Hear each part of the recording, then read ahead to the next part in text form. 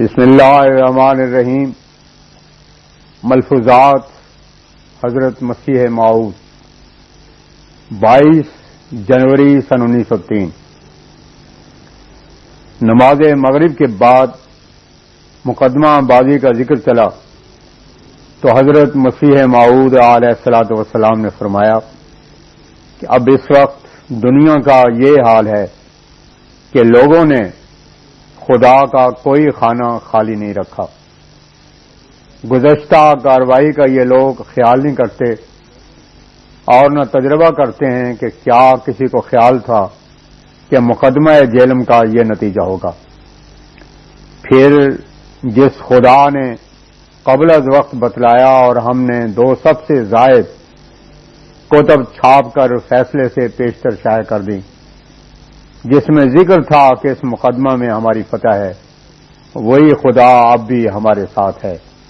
ہر بلا کی قوم را حق داداست، زیر آن گنج کرم بن ہتاست. ایک اخبار کی نسبت حضور کی خدمت اقدس میں ذکر ہوا کہ مقدمہ کا نتیجہ قبل از وقت شائع کرنا دور اندیشی پر دلالت نہیں کرتا. حضرت اقدس نے فرمایا جب یہ لوگ خدا کے قائل نہیں تو الہام کے کب قائل ہوں گے. ان لوگوں کو بے عقل بھی نہیں کہنا چاہیے بلکہ ان میں نور ایمان نہیں ہے. کیا وہ کسی ایسے مفتری اور کذاب کے نظیر پیش کر سکتے ہیں کہ اس کے مخالفت پر ناخنوں تک زور لگایا گیا ہو اور ہمیشہ قبل از وقت اپنے افتراء شائع کرتا رہا ہو، پھر وہ اپنے وقت پر پورے ہوتے رہے ہوں؟ بتلاویں تو صحیح. جس شد و مت سے ہم نے خبریں قبل از وقت پیش کی ہیں کسی اور نے بھی کی ہیں.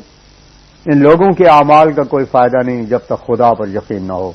خدا کی معرفت ضروری ہے، کوئی آسمانی امر ان کے نزدیک عظمت کے قابل نہیں ہے. تعجب آتا ہے کہ ایک طرف طاعون کا یہ حال ہے اور ایک طرف دلوں کی یہ سختی. کوئی اور برتن ہو تو انسان اس میں ہاتھ ڈال کر صاف بھی کر لے، مگر ان کے دلوں کے برتن جن کے اندر زنگار بھرا ہوا ہے کیسے صاف ہوں؟ عجیب معاملہ ہے. جس قدر ہمیں ان پر حسرت ہوتی ہے اسی قدر ان کی نفرت اور بغض اور جوش بڑھتا ہے. جیسے کوئی آدمی جس کا معدہ بلغم یا صفرا سے بھرا ہوا ہو تو اسے کھانا کھانے سے تنفر ہوتا ہے کہ وہ کھانے کا نام سننا بھی برداشت نہیں کر سکتا اور اس کا جی بیزار ہوتا ہے. یہی حال ان کا ہے. سچی بات کا نام تک نہیں سن سکتے. کس کس کا نام لیں اور کس کس کی شکایت کریں، سب ایک ہی ہیں. مجھے خوب یاد ہے جب سے یہ الہام ہوا ہے دنیا میں ایک نذیر آیا مگر دنیا نے اس کو قبول نہ کیا، لیکن خدا اسے قبول کرے گا اور بڑے زور آور حملوں سے اس کی سچائی ظاہر کر دے گا. اب اس کا مفہوم کہ زور آور حملوں سے اس کی سچائی ظاہر کرے گا قابل غور ہے. بیوقوف جانتے نہیں کہ یہ کاروبار مصنوعی کیسے چل سکتا ہے. ہمارے دیکھتے ہوئے ہزاروں چل بسے، لیکن ان لوگوں کے نزدیک اب سب کچھ جائز ہو گیا ہے. کل خوبیاں جو کہ صادقوں کے تجویز کرتے تھے اب سب کاذبوں کو دے دی ہیں اور ایسے تہی دست ہوئے ہیں کہ کوئی خوبی صادق کی بیان کر ہی نہیں سکتے. فرمایا میں نے دیکھا کہ زار روس کا سونٹا میرے ہاتھ میں آ گیا ہے، وہ بڑا لمبا اور خوبصورت ہے. پھر میں نے غور سے دیکھا تو وہ بندوق ہے اور یہ معلوم نہیں ہوتا کہ وہ بندوق ہے مگر بلکہ اس میں پوشیدہ نالیاں بھی ہیں. گویا بظاہر سونٹا ہی معلوم ہوتا ہے اور وہ بندوق بھی ہے. پھر دیکھا خوارزم بادشاہ جو بو علی سینا کے وقت میں تھا، اس کی تیر کمان میرے ہاتھ میں ہے. بو علی سینا بھی پاس ہی کھڑا ہے اور اس تیر کمان سے میں نے ایک شیر کو بھی شکار کیا.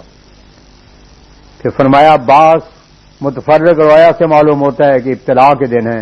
رات کو میں نے دیکھا کہ ایک بڑا زلزلہ آیا مگر اس سے کسی عمارت وغیرہ کا نقصان نہیں ہوا. 23 جنوری 1903 بروز جمعہ بوقت عصر ایک عرب کی طرف سے خط حضرت اقدس کی خدمت میں آیا جس میں لکھا تھا کہ اگر آپ 1000 روپے مجھے بھیج کر اپنا وکیل یہاں مقرر کر دیں تو میں آپ کے مشن کی اشاعت کروں گا۔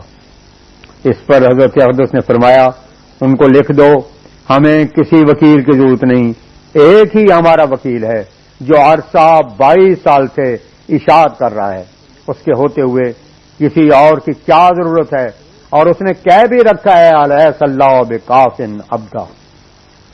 مجلس قبل العشاء، مغرب کے بعد مجلس ہوئی تو حضرت اقدس نے اجو خان صاحب تحصیلدار سے استفسار فرمایا کہ آپ کی رخصت کس قدر ہے؟ انہوں نے جواب دیا کہ 4 ماہ۔ فرمایا آپ کو تو پھر بہت دیر یہاں رہنا چاہیے تاکہ پوری واقفیت ہو۔